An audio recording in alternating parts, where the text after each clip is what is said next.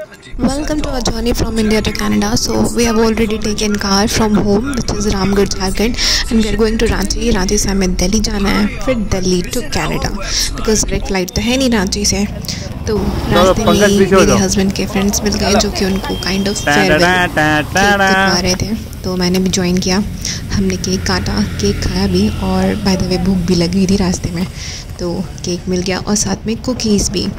So we were feeling good और emotional मैंने video नहीं बनाया क्योंकि सारे इमोशनल हो रखे थे, so that part was bit emotional. So tata bye bye करके एयरपोर्ट के अंदर चलते हैं, जो कि है रांची एयरपोर्ट।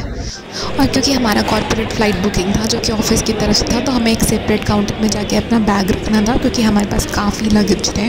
तो हम गए और सेपरेट काउंटर में जाके अपना बैग सबमिट किया, सिक्योरिटी वगैरह किया, और हम आ गए अपने गेट पे फाइनली। और हम बहुत थक चुके थे क्योंकि लगेज बहुत हैवी था, उसको एडजस्ट करने में हम बहुत ज़्यादा थक चुके थे, बट फाइनली हम बोर्ड हुए।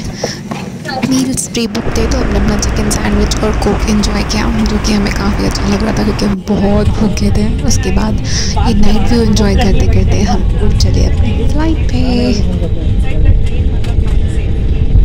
और अब हम अपने फाइनल डेस्टिनेशन पे उतर चुके हैं, जो कि है दिल्ली। फाइनल नहीं, काइंड ऑफ यहाँ से हमें फिर से एक फ़्लाइट लेना है, तो चलो हम दिल्ली पहुँच चुके हैं।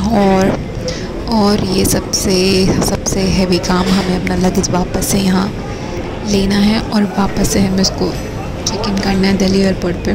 और दिल्ली एयरपोर्ट तो पूछो ही मत भाई, इतनी भीड़, कुछ समझ में नहीं आ रहा कि हमें जाना कहाँ है, चेक इन कहाँ करना है, और इतने सारे लगेज के साथ हम बहुत परेशान थे। तो हम चले गए ढूंढने कि हमें कहाँ पे जाके अपना टिकट मिलेगा। ढूंढते समझ में ही नहीं आ रहा था कि काउंटर कहाँ है, क्योंकि वो विजिबल ही नहीं था काउंटर। फाइनली हम इंफॉर्मेशन काउंटर पे गए, जो कि ढूंढते मिला। तो हमें इंफॉर्मेशन सूचना में गए, अपना फ़्लाइट नंबर बताया, फिर हमें पता चला कि ओके हमारी काउंटर ई है। तो हमें ई काउंटर पे गए, वहाँ पे फिर से लाइन लगा क्योंकि वहाँ बहुत भीड़ थी। फिर से हम क्यू पे खड़े हुए और आधे घंटे के बाद हमें अपनी बोर्डिंग पास मिली। और वो बोर्डिंग पास मिल के हमें इतनी खुशी हुई, हम बता नहीं सकते हैं, क्योंकि ये अभी तक रांची से दिल्ली ही का जर्नी हमारे लिए बहुत हेक्टिक हो चुका था। So we were very happy.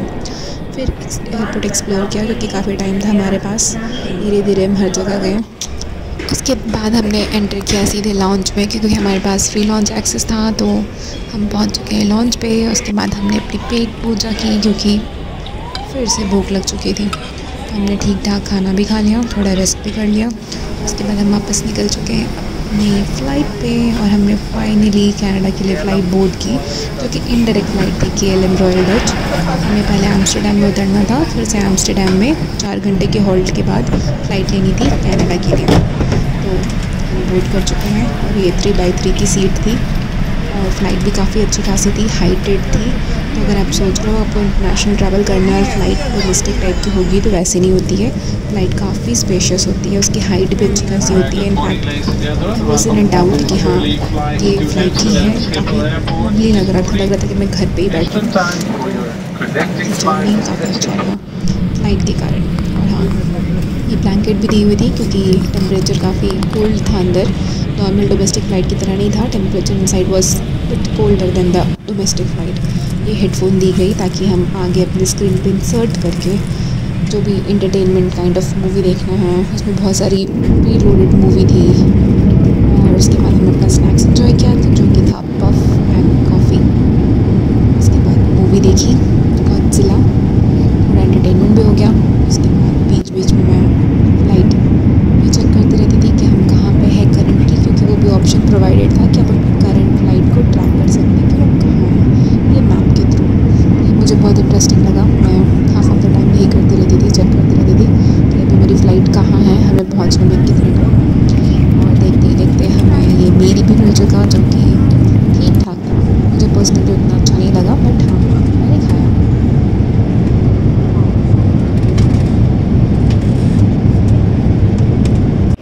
और 9 घंटे के बाद हम फाइनली पहुंच चुके हैं एम्स्टर्डम, और एम्स्टर्डम पे हमारा 4 से 5 घंटे का हॉल्ट है। उसके बाद हम फिर डायरेक्ट बोर्ड करेंगे फ़्लाइट कनाडा के लिए, एम्स्टर्डम टू कनाडा। और all of sudden temperature change हुआ क्योंकि हम ऑलरेडी एम्स्टर्डम पहुंच चुके थे और वहाँ काफ़ी ठंड थी, एयरपोर्ट में भी काफ़ी ठंड लग रही थी और वहाँ बारिश भी हो रही थी। But thanks to our cloth, क्योंकि हमें ऑलरेडी पता था कि ठंड होगी तो हमने क्लोथ्स भी उसी तरीके के डाल रखे थे। तो आई वुड एडवाइस, अगर आप भी इंडिया टू कनाडा जा रहे हो तो अपने कपड़े काफ़ी गर्म वाले ही चूज़ करना, बहुत गर्म भी नहीं बट हाँ फिर भी कोज़ी कपड़ा रखना, ताकि अगर आपको ठंड भी लगे तो it will not affect your health. तो हमने एम्स्टर्डम एयरपोर्ट भी एक्सप्लोर किया, काफ़ी सही था। क्रिसमस क्योंकि रिसेंटली पार हुआ तो क्रिसमस वाली वाइब फुल ऑन थी, न्यू ईयर वाली वाइब भी। Hi everyone, so we are roaming around at Amsterdam airport. We are done with our security check.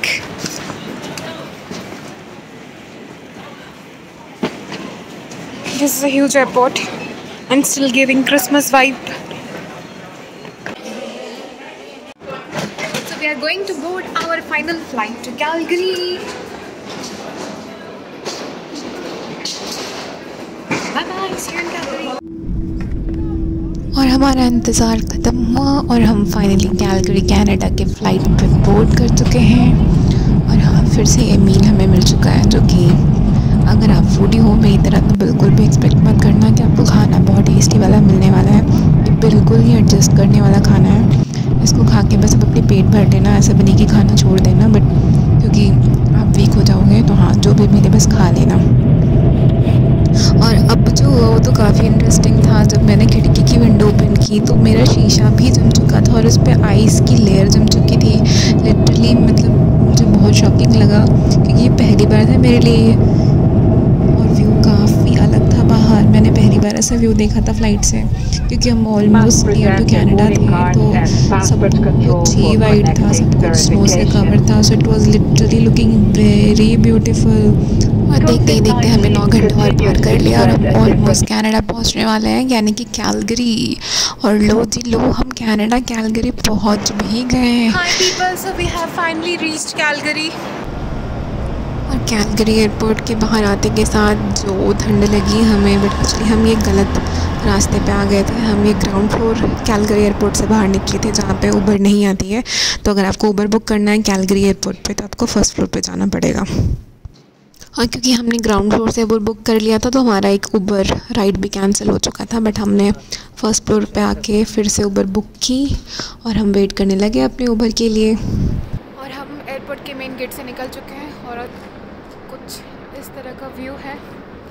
काफ़ी ठंड हो रही है यहाँ पे, मतलब हमने फुल ऑन जैकेट वैकेट पहन लिया है और अब उबर का वेट कर रहे हैं। Within 1 minute I guess it is coming. और हमारी हालत काफ़ी ख़राब हो चुकी थी क्योंकि हम लोग ऑलमोस्ट 1.5 दिन फ़्लाइट पे थे, मतलब हॉल्ट और फ्लाइट जर्नी मिला के 1.5 दिन हो चुके थे। पर हम हाँ फाइनली बहुत खुश हैं क्योंकि हम कैलगरी पहुंच चुके हैं। और हाँ, फ्यूचर कनाडा ब्लॉग्स के लिए हमारे चैनल को सब्सक्राइब ज़रूर करना। See you till then, stay happy.